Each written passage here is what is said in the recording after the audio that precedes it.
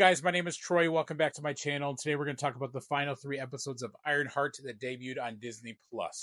The series ended last night, and guys, I have to admit, it ended in such a great and powerful way. I'm excited to talk about it. Episodes 4, 5, and 6 were filled with such heavy emotional moments as we really saw Riri confront her grief for the first time. Like we saw in the last 3 episodes that came out last week how that really motivated her to build towards something great, to build something iconic, to protect the people around her that she couldn't protect a few years ago when her friend Natalie died and her stepdad Gary died.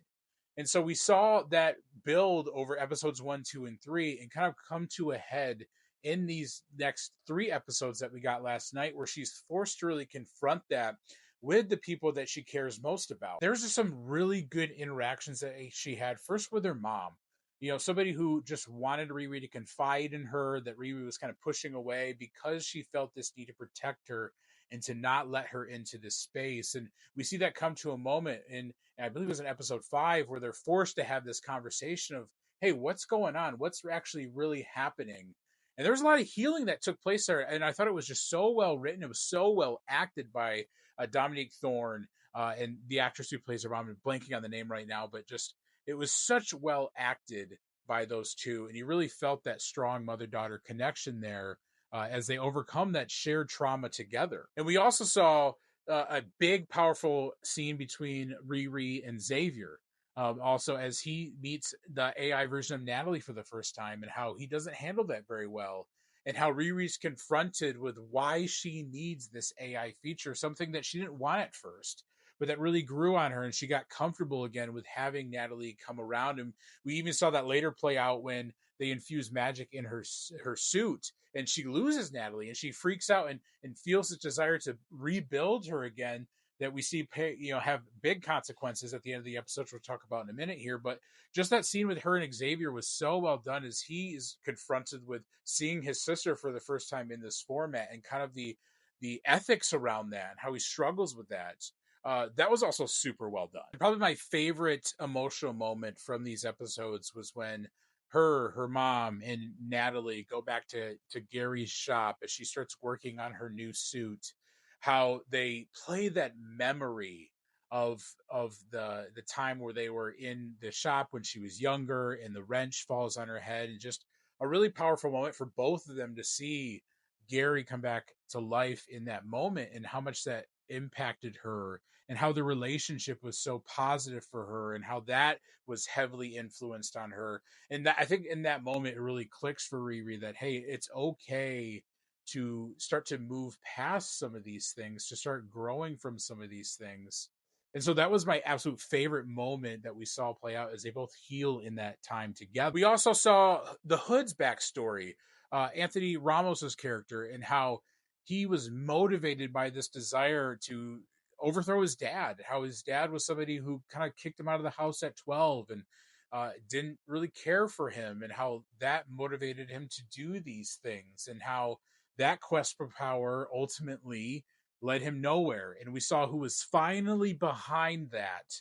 We got Mephisto confirmed, somebody who was teased for a long time. Someone's been teased in the MCU really since WandaVision, as this background character who may have had this influence. And I'm excited to talk about him in a little bit too, but we see how he influenced Parker to have these thoughts, to have this drive, to want to overthrow these people, and how really that fell flat, and how he wasn't able to accomplish those things, and ultimately is left searching for purpose at the end of this show. Kind of like how they left his character a little open-ended at the end there, because there may be some sort of future for him, maybe some sort of redemption in his arc as well. So I'm curious to see what Marvel decides to do with that character going forward. But we also got Zelma as well, and who I'm a character I'm not too familiar with, but just kind of reading the responses online today and kind of seeing how she's involved in a potential Strange Academy spinoff, and how she's very obsessed with the mystic arts, Kamar-Taj, Doctor Strange. So it was really fun to see those connections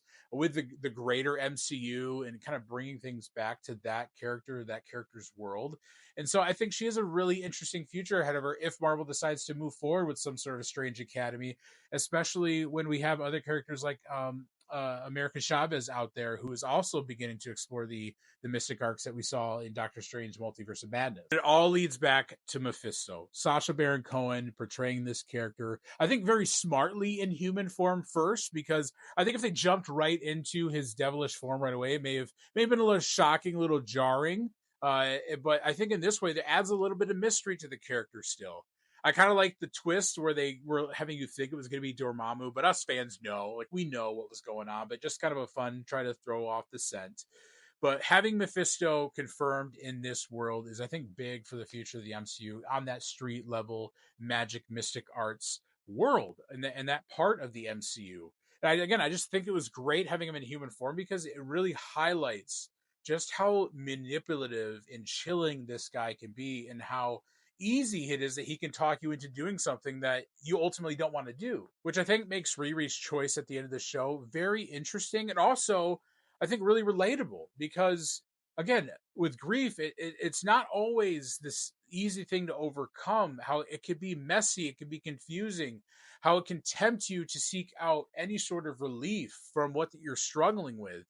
And so to have her go into that moment of seeing how this character influenced the Hood and knowing that, but also falling victim to that, I think just speaks to the power that Mephisto has over people and how he can entice people to come in, even the heroes that we think are strong enough to overcome it. Honestly, I think it was a refreshing change that we're used to. I think we're so used to in this world, in the superhero genre, of seeing the hero, seeing the protagonist overcome the villains by any means necessary. How they don't even falter, begin to think about being tempted into what they're offering them. And so I found it really refreshing that we saw a different outcome here and something I think a lot of us would choose. Choose if we lost a loved one, a friend, a family member, a parent, whoever it may be, and we see an opportunity to bring that person back. I mean, how many of us wouldn't think about choosing that, let alone actually choose that, just to feel some sense of relief from the grief that we're dealing with? I also thought that the ending suit that Riri had was so good. It was beautiful. I had hopes that they would have something a little bit more comic accurate, that they were going to end something like that, like they've done in Marvel Disney Plus shows in the past. But I loved the suit design. I loved how it was built, how they got the car back to build it from. I just think it's a really fun, unique way to distinguish her from an Iron Man or a War Machine with Rhodey, and how her suit is unique. It's her. I just love that about it, and I really enjoyed the final design that they had here, and I'm curious to see how they continue to play with that with this character going forward. But overall, this show did exactly what I wanted it to do, to allow us to care about Riri Williams, to allow us to want to see more of her going forward. And I do. I think it left on such a very interesting cliffhanger of having her reunite with a back from the dead Natalie, essentially, how she is back in her life. She can physically hold her and touch her. And so I'm really curious to see how that impacts her journey going forward. Does she become a long-term agent of Mephisto? Who else is Mephisto been infiltrating and influencing? Because we saw him say in several points that Parker wasn't the only client that he had, and that Riri isn't the only client that he had, that he's been busy, that he's influenced so many people. So I'm really interested and intrigued to see how they bring this character forward into other projects in the MCU. I think one that we could see him in is maybe Vision Quest, that's going to be coming out in the future, as that's kind of the third part of the WandaVision universe. And so I think that's a natural spot that you could bring Mephisto back into, as he does have comic history with Agatha and with Tommy Wiccan. And so I think that could be a natural spot that we see him now. But what did you guys think about the Ironheart finale? Drop a comment below. Let me know your thoughts. Where do you want to see this character going forward in the future? Could she show up at Avengers Doomsday? Let me know.